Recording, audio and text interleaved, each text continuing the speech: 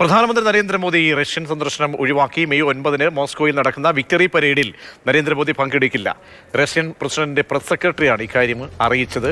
P Basant, ഇന്ത്യയുടെ നിലവിലെ സാഹചര്യങ്ങൾ, സൈനിക നീക്കങ്ങൾ, പാകിസ്ഥാനെതിരെയൊക്കെ നടക്കുന്ന ഒരു നിർണായക സമയമാണ്.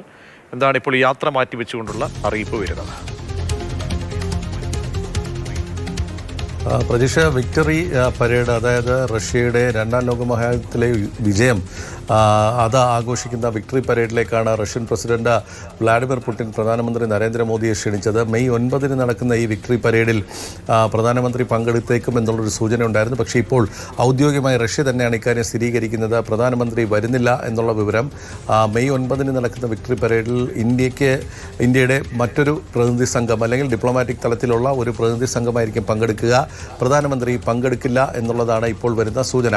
പ്രധാനമന്ത്രി മെയ് 9-നുള്ള ഈ സന്ദർശനം ഒഴിവാക്കിയതിൽ വലിയ ചർച്ചകൾക്ക് വഴിവെക്കും. സ്വാഭാവികമായിട്ടും ഇന്ന് കേന്ദ്രമന്ത്രിസഭാ യോഗം ചേർന്നിട്ടുണ്ട്. പഹൽഗാം ഭീകരാക്രമണവുമായി ബന്ധപ്പെട്ട കാര്യങ്ങൾ ചർച്ച ചെയ്യുന്നതിന്, അതിൻ്റെ തിരിച്ചടിയുമായി ബന്ധപ്പെട്ട കാര്യങ്ങൾ.